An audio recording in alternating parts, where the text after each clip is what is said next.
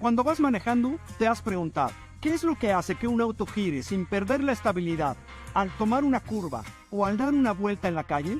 Como mecánico, no solo tienes que hacerte esa pregunta, sino que debes dominar la respuesta. Por eso, en esta lección, veremos qué es y cómo funciona el diferencial o differential. El diferencial es técnicamente el puente propulsor, el encargado de transmitir la potencia a las ruedas y el que decide cuándo deben ir a diferentes velocidades. Es un sistema muy interesante. Vamos a conocerlo.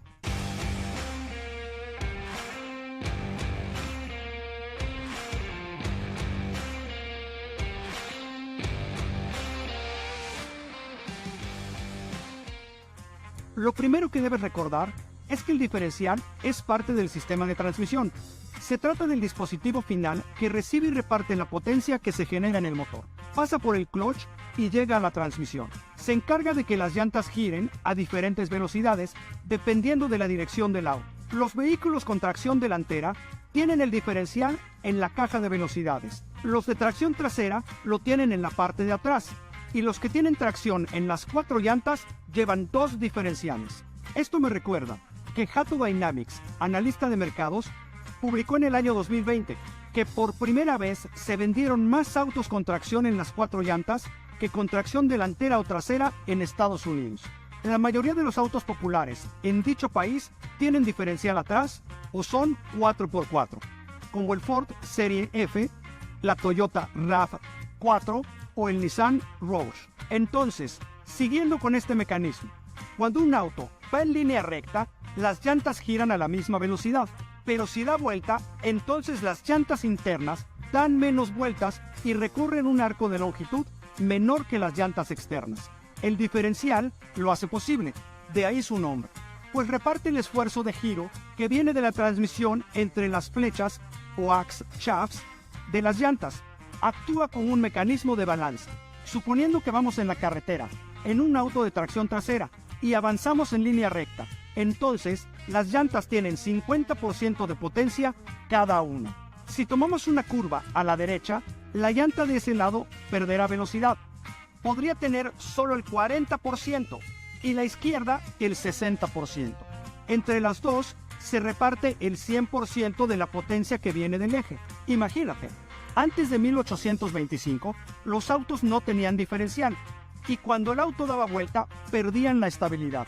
Y ni hablar del desgaste de las llantas. Ahora veamos cómo funciona el diferencial. Hay que dar un paso atrás para recordar que el motor está conectado a la caja de velocidades y esta a la flecha cardán. Para que el movimiento llegue al diferencial, requiere engranes. El primero es el piñón o pinion. Este se conecta a la corona o crown wheel, que transforma el giro longitudinal en transversal para que las ruedas puedan desplazarse. Es fascinante que una pieza tan pequeña como el piñón pueda tener un objetivo tan importante, porque si nos acercamos podemos ver que el diferencial es un conjunto de engranajes que juntos forman un dispositivo de alrededor de 15 pulgadas. Pero además, el piñón y la corona se conectan con la base rotante o rotating cage, que tiene dentro 2 engranes verticales llamados satélites o small gear, y 2 más conocidos como planetarios o large gear. Los planetarios se unen a 2 flechas que van ensambladas a las llantas. Entonces, cuando el auto va en línea recta, los engranes planetarios se mueven en la misma dirección que la corona, pero cuando da vuelta, los satélites entran en acción y giran en sentido opuesto para inhibir la velocidad de una llanta. O sea, la comunicación entre el pinion y la corona está diseñada para que el diferencial gire en su eje transversal, que es el mismo eje de movimiento de las llantas. En otras palabras, es la función secundaria de este dispositivo. ¿Hasta aquí vas bien? Porque hay otra cosa que debes saber. El diferencial no siempre es nuestro aliado. Imagina que a tu cliente se le atascó una llanta en el lodo y te llama para que lo ayudes. El problema es que el diferencial va a mandar la fuerza a la llanta que no tiene resistencia. Y es que su labor es que la llanta libre tenga más potencia y gire más rápido. Por eso es más complicado salir del atasque. Pasa lo mismo cuando el piso es resbaladizo. En el caso de los vehículos 4x4, existe el bloqueo del diferencial que desactiva su función para que cada rueda reciba la misma potencia al mismo tiempo. Se activa manualmente con la palanca de bloqueo que está justo al lado del asiento del conductor. Normalmente los conductores no saben para qué sirve, pero ahora tú tienes una herramienta más para ayudarnos. Cuando un cliente empieza a ver que sabes lo que haces y de lo que hablas, y además utilizas cosas como la palanca de bloqueo del diferencial, confiarán más en tu trabajo y te recomendarán. Así, tu negocio comenzará a crecer. En esta lección, vimos el diferencial y su funcionamiento, pero en la siguiente nos adentraremos en cada uno de sus componentes para entenderlos mejor. Nos vemos pronto.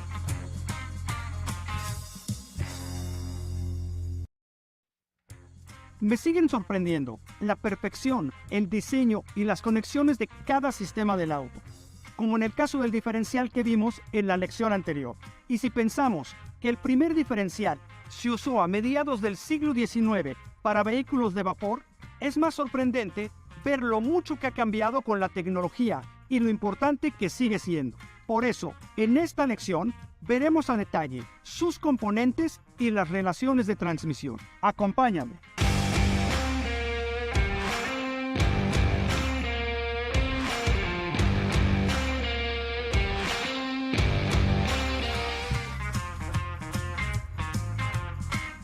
Comencemos con los componentes base, el piñón o pinion y la corona o crown wheel. Estos forman el sistema de engranajes de ruedas dentadas que se intercalan entre sí. Su función es transmitir el movimiento circular mediante el acoplamiento diente con diente, así que deben tener las mismas dimensiones. El piñón es la rueda motriz que induce el movimiento. También se llama de entrada. La corona solo sigue este movimiento y se conoce como de salida. Ambos engranes tienen una forma cónica y con dientes helicoidales. Si observamos con atención en la corona, el ángulo de los dientes tiende a la derecha y el del piñón a la izquierda. Con este dentado, el engrane es más gradual y tiene más superficie de contacto. Esto ayudará a que su actividad sea más silenciosa y a que transmita más fuerza que si sus dientes fueran rectos. Algo que debemos dominar como mecánicos son las relaciones de transmisión, porque de ellas depende el par motor y la velocidad de rotación. Resulta que el número de dientes de los engranes es más importante que lo que parece, porque tienen que ver con la transmisión, y si no están alineados, el motor no tendría fuerza suficiente cuando va a baja velocidad, ni podría alcanzar velocidad máxima. Entonces, los engranes tienen una relación entre las vueltas que dará el pinion con cada vuelta de la corona. Por ejemplo, si el piñón tiene 11 dientes y la corona tiene 43, se divide el mayor entre el menor y el resultado es de 3.41. Esto quiere decir que el piñón dará 3.4 vueltas por cada vuelta de la corona. Hay tablas que ya tienen los resultados para identificar la relación que necesita el auto. Esto nos ayudará a elegir las piezas que necesita cada uno. En realidad, ya venden en paquete el piñón que le corresponde a cada corona. Pero hay que practicar mucho para poder cambiar esta relación de transmisión y mejorar la velocidad, como lo hacen para los autos de carreras. Los vehículos que llegan al taller generalmente usan una relación de 3:1, que se considera alta y se refleja en mayor velocidad de arranque y ahorro de combustible. Cuando la relación es baja, como 4.8:1, el auto tiene poca velocidad y gasta más gasolina. Por ejemplo, como cuando ves arrancar trailers, vehículos de carga o un remolque. Lo hacen muy despacio porque son pesados y necesitan estabilidad para arrancar.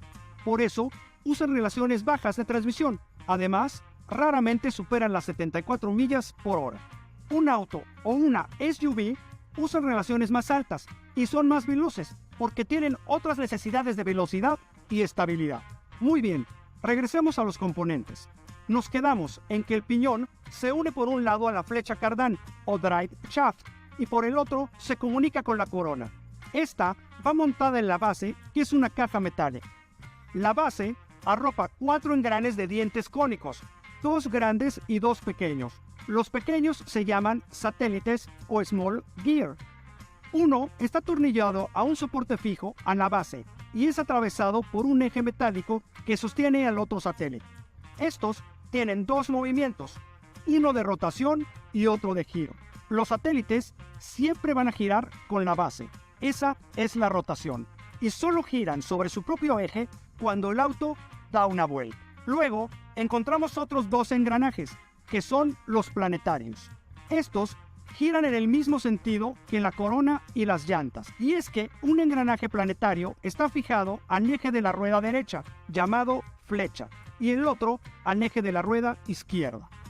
Esto porque su función es transferir el movimiento a las llantas.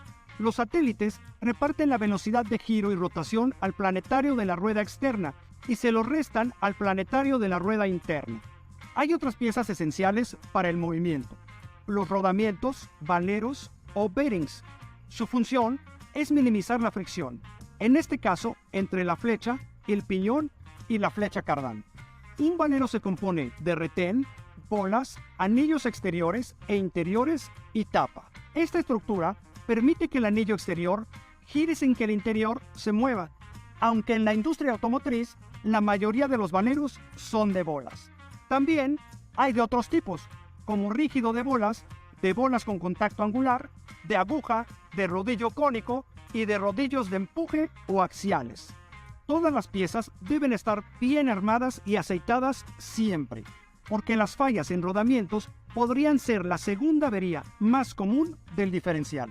Además, es muy fácil saber que algo pasa en los valeros, porque cuando se dañan producen un ruido muy particular, como un zumbido.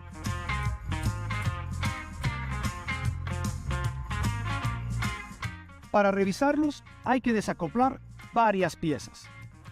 Estos valeros entran a presión sobre el eje de nuestro diferencial. Hay que sacarlos con una prensa. Una vez que lo tengamos fuera, vamos a revisar cada uno de los rodillos que conforman nuestro valero. Revisamos la canasta, que no esté cuarteada ni rota, y que el diámetro interior de nuestro valero, que es el que inserta en nuestro conjunto, no tenga ninguna raya que nos indique un desgaste. Otra falla común es la pérdida de aceite. Es fácil identificarla porque deja una mancha en el piso a la altura del diferencial. Lo primero que vamos a hacer es asegurarnos de que la pérdida sea del diferencial. Hay que tomar en cuenta el nivel del lubricante que indica el manual del auto y que el aceite no esté contaminado. En ese caso, vamos a vaciar el aceite y cambiar. Algunos diferenciales tienen una tapa divisoria. Podría ser que por ahí se esté fugando el aceite. En ese caso, vamos a retirar la tapa, limpiar muy bien y llenar con aceite nuevo. También podría ser que los retenes se hayan dañado. Es importante revisarlos y de preferencia colocar nuevos. Y volvemos a colocar los tornillos de la tapa.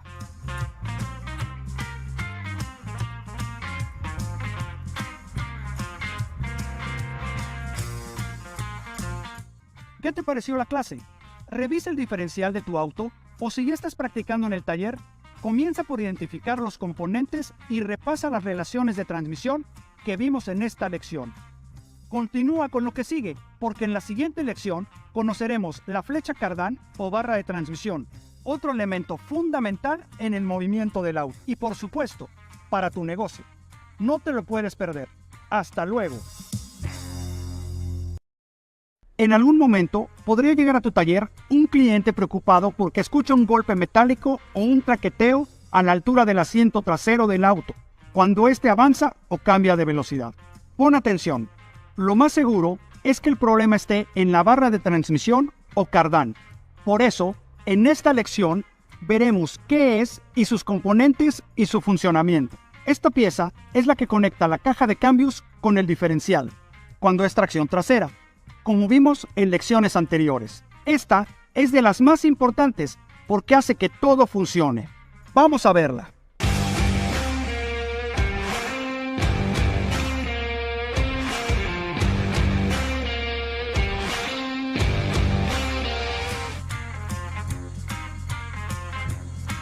Continuamos con los elementos fundamentales para el movimiento del auto.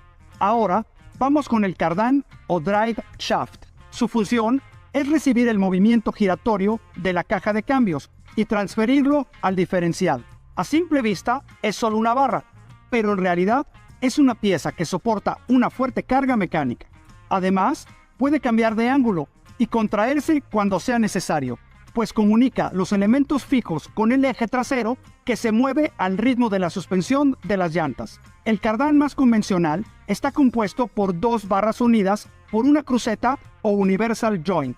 Esta articulación le da una movilidad de hasta 25 grados. Y aunque cambien los ángulos, el cardán sigue transfiriendo la potencia del movimiento de giro de una a otra y luego al diferencial. Por ejemplo, la primera cruceta permite cierto ángulo y a este le llamamos ángulo de entrada.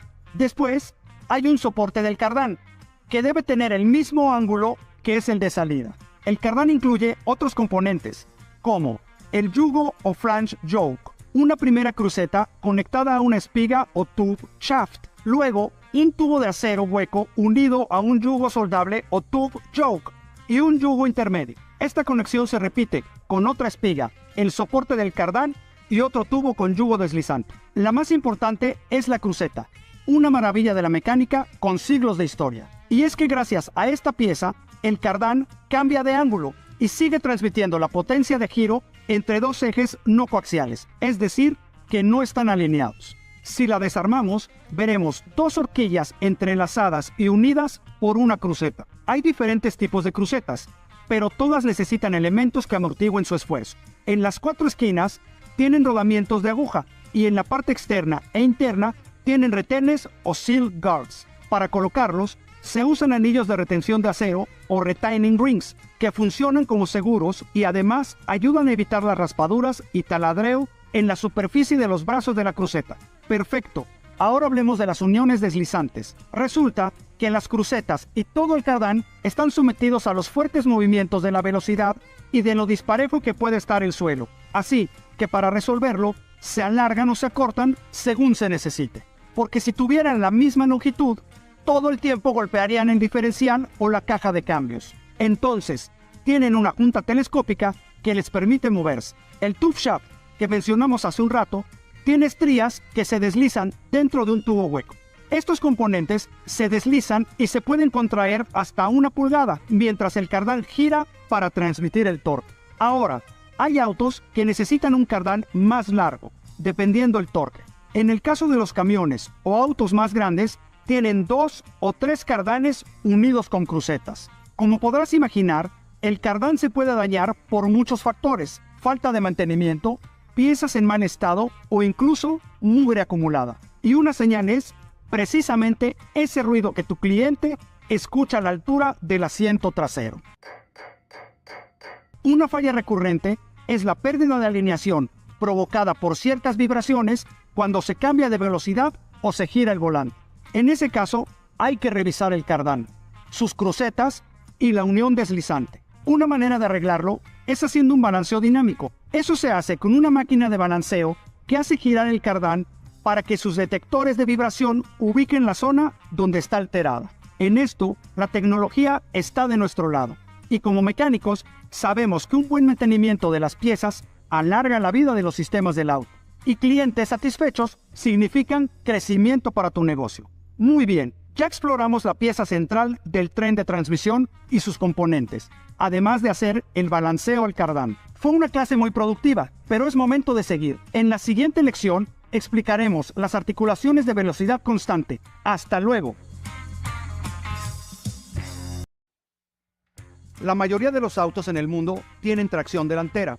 Hasta ahora, solo habíamos visto cómo funciona la trasera, y que en el mercado estadounidense hubo un aumento en la compra de autos de este tipo de tracción. Ahora veremos las diferencias y lo que sucede cuando el par motor se transmite al eje delantero. Por eso, en esta lección, veremos las articulaciones de velocidad constante o juntas homocinéticas, sus piezas y funcionamiento. Acompáñame.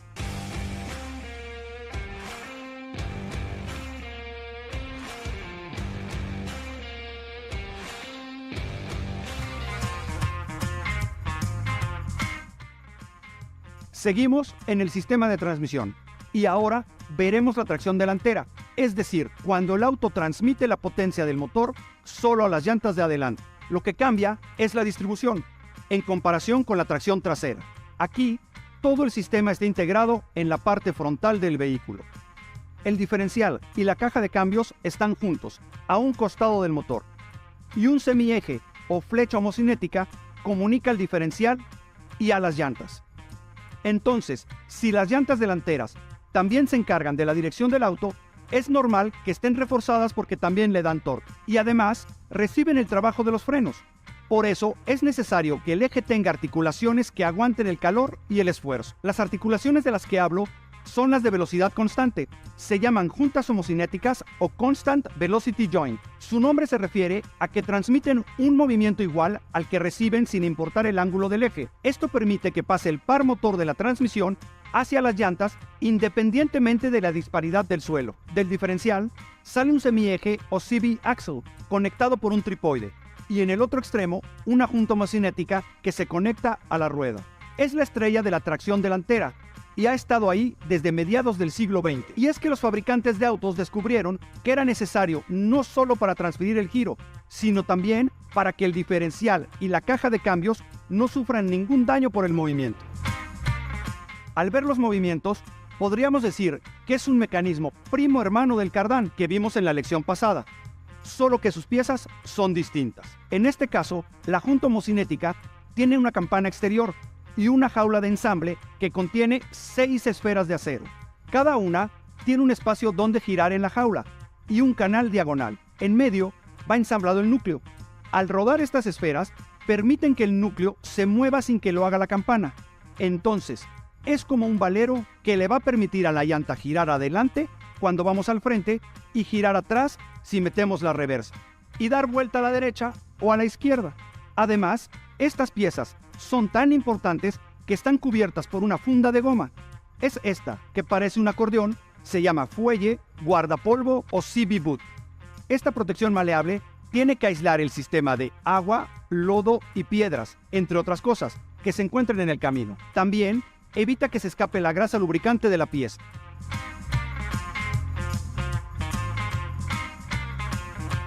Sin embargo, el guardapolvo es susceptible a las grietas y la primera señal de alarma es una mancha de grasa en el piso o en todo el sistema.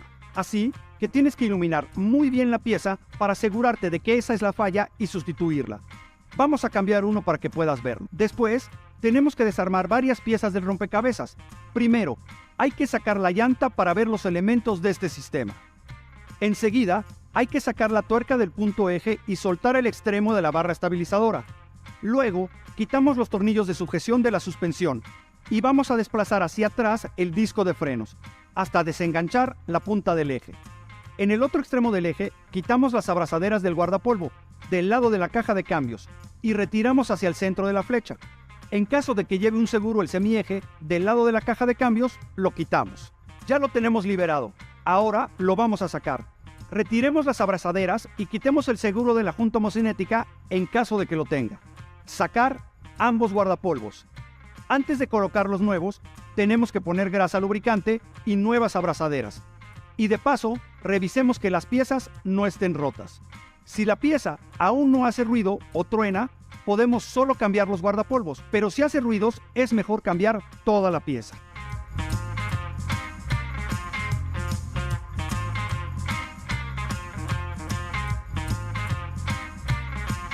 Esta pieza es fundamental, así que si se rompe y el auto está detenido, simplemente no podría avanzar. Y si se rompe en movimiento, entonces comenzaría a desacelerar hasta detenerse. Los fabricantes no especifican cada cuánto tiempo hay que cambiarlas, pero sugieren que se le hagan revisiones cada 6 meses, aunque tienden a ser duraderas gracias al guardapolvos. También debemos revisarlas cuando el auto sufre algún choque o impacto en las llantas, para prevenir daños internos en cualquiera de los componentes de las juntas. Como mecánico, tienes que revisar estas piezas cada vez que los clientes te lleven su auto a servicio de mantenimiento. Además de la tracción, en esta lección vimos las articulaciones de velocidad constante y las piezas que la componen. Felicidades por llegar hasta aquí. En la siguiente lección conoceremos los principios básicos de la suspensión. ¿Estás listo?